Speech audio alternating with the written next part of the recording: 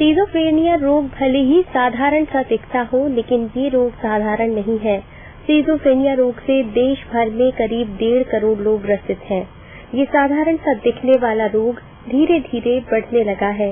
इस गंभीर रोग की पहचान नहीं होने से मरीज के साथ ही उसके परिवारजनों को बाद में भारी परेशानी का सामना करना पड़ता है।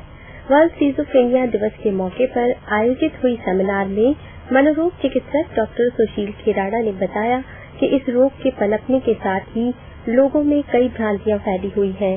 लोग मरीज को चिकित्सक से नहीं दिखाकर पहले देवी देवताओं और भूपाओं के पास ले जाते हैं, जिससे ये बीमारी मरीज को और ज्यादा अपनी चपड़ में ले लेती है।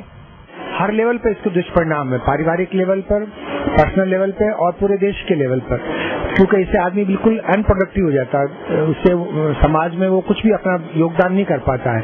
तो ऐसा भयंकर रोग होने से अगर हम समाज में ये मैसेज दे सकें कि इस रोग को कैसे समय रहते पहचाना जाए और समय रहते डॉक्टर का इलाज लिया जाए, तो इससे मुक्ति मिल सकती है। क्योंकि ये रोग काफी कॉमन है, करीब 1% लोगों में ये बीमारी है। इसका मतलब कुल अपने भारतवर्ष में इसके 1.5 करोड़ लोग करीब इस बीमारी के से ग्रसित हैं। दुर्भाग्य से लोगों के अंदर काफी भ्रांतियां हैं मानसिक रोगों के बारे में। इस कारण भी बहुत से लोग उनको सही समय पर इलाज के लिए नहीं ले जाते हैं और देवी देवताओं का प्रकोप समझकर माताजी, भैरू जी और देवरा पे ले जाते हैं, भोपा भोपी का इलाज कराते हैं और इससे उनकी बीमारी बढ़ जाती है और समय रहते इलाज नहीं होने से वो फिर लाइलाज हो जाते हैं। इस मौके पर डॉक्टर सुशील खेराड़ा ने बताया कि सीजोफ्रेनिया रोग के मुख्य लक्षण इंसान का ज्यादा गुस्सा होना, चिड़चिड़ापन, भूख नहीं लगना, सुस्त रहना, सामान्य सा व्यवहार नहीं करना और अपने आप में खोए रहने जैसे कई लक्षण दिखाई देते हैं। चिकित्सक का कहना है कि तुरंत चिकित्सक को दिखाने से काफी हद तक इस बीमारी पर काबू पाया जा सकता है।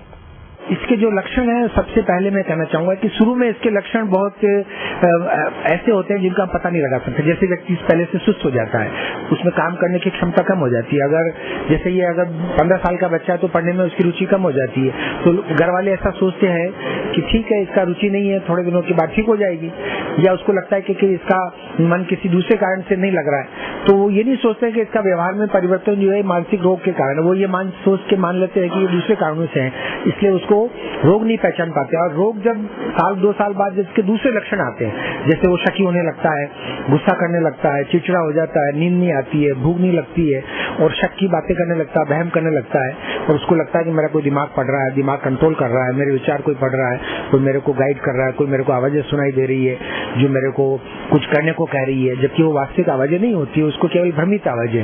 तो जब ये भ्रम ज्यादा हो जाते हैं और उसका वो भ्रम को निपटने के लिए अपना जो रेस्पॉन्स देता है, जैसे कभी लोग चुपचाप हो जाते हैं, कोई गुस्सा करने लगते हैं, तो तब जाके लोगों को पता लगता है कि ये सामान्य व्यवहार नहीं है और तब उसके पास डॉक्टर के पास लाया जाता है।